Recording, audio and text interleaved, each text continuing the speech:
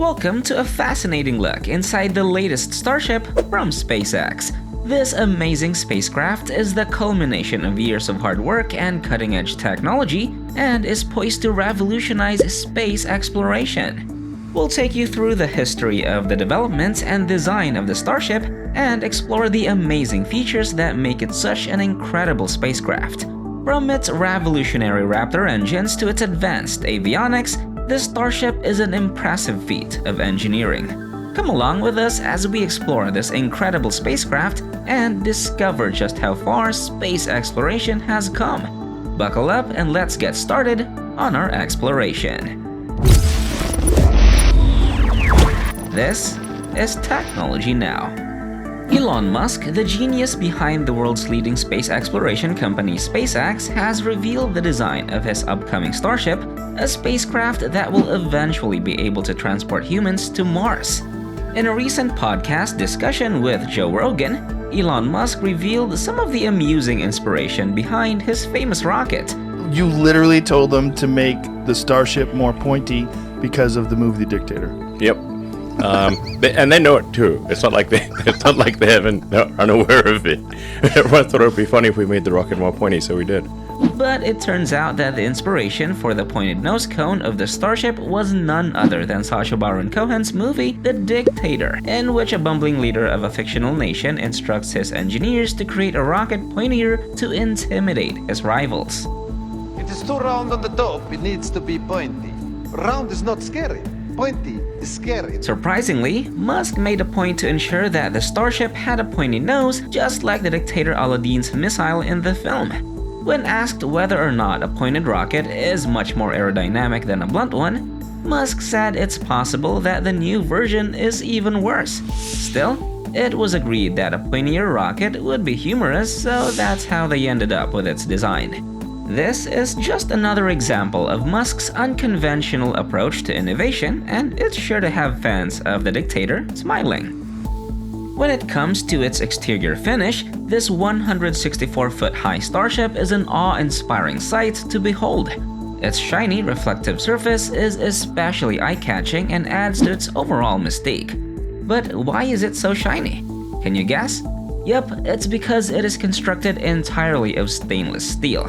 But there are several reasons for this, all of which Musk has clearly outlined. He bragged to Popular Mechanics about how quickly and cheaply it works rapidly in terms of output, which is in line with his goal of reaching Mars as soon as possible. Another reason is that it's no secret that rockets benefit greatly from stainless steel's high melting point. Steel can withstand temperatures up to and even exceeding 1,500 degrees Fahrenheit without experiencing any significant stress, whereas carbon fiber, a more common rocket manufacturing material, can only withstand temperatures up to roughly 300. This is mostly due to the excellent thermal reflectivity it has.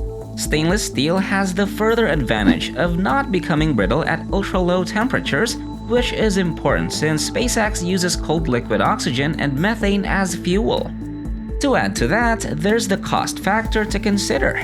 The price per kilogram of carbon fiber is about $200. However, after being cut to the exact size and form required to construct a spacecraft, around a third of the carbon fiber bought from the manufacturer needs to be scrapped due to waste. Elon Musk has revealed that stainless steel costs just $3 per pound for comparison.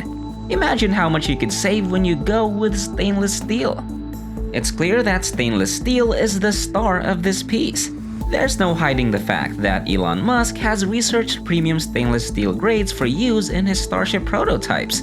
There's little doubt that the current alloy, formerly known as 301 stainless steel, has a stellar history and plenty of space experience under its belt. However, he announced on Twitter last year that they will begin to phase down the use of 301. He said that 304L was utilized in a few ports because it is more durable at low temperatures, cryogenic, than other metals.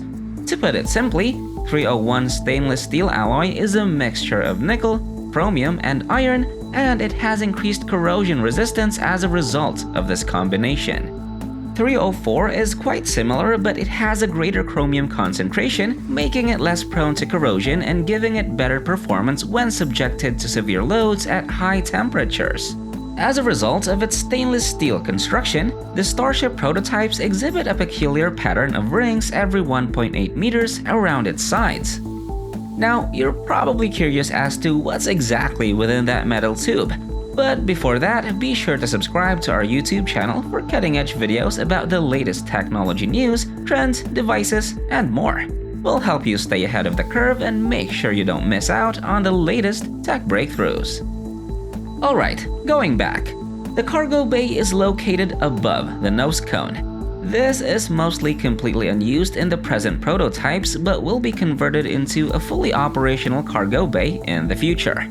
Crew quarters here might accommodate roughly 100 people comfortably on a voyage to Mars, but this would depend on the application and definitely only after they got the knack of landing.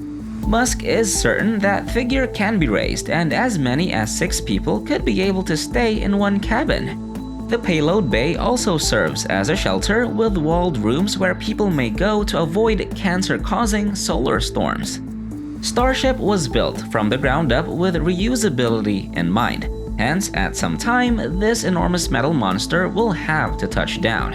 While SpaceX's Falcon 9 can make a vertical landing, modern-day Starships are so massive that landing them requires a whole other level of ingenuity. Flaps on the side of the rocket are deployed to slow Starship's descent to near ground speeds. These are designed to take advantage of the atmosphere to delay their fall to Earth. Since less fuel is needed for the final part of the journey, the Starship may save a lot of weight by using this strategy instead of the Falcon's approach to landing. Actuators that stretch the flaps are powered by Tesla batteries and engines located at the craft's top. Now we will be descending to the bottom of the rocket.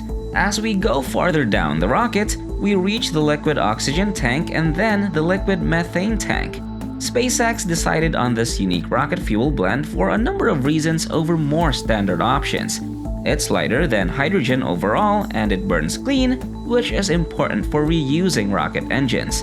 As an added bonus, the existence of ice on Mars means that future expeditions may use a piece of chemical wizardry called the Sabatier process to produce methalox fuel to speed up the return trip from Mars. There is a total of 1,200 tons of gasoline stored in these 2 enormous tanks, which are divided by the common dome, a hemispherical bulkhead. There is remarkable creativity in this bulkhead from SpaceX. Now let's circle back to the spherical nose cone, one of the 2 onboard head attacks. The other is located in the common dome. Separate liquid oxygen is stored in the nose cone header tank, whereas liquid methane is stored in the common dome header tank. These backup systems are not activated until the very end of the landing process.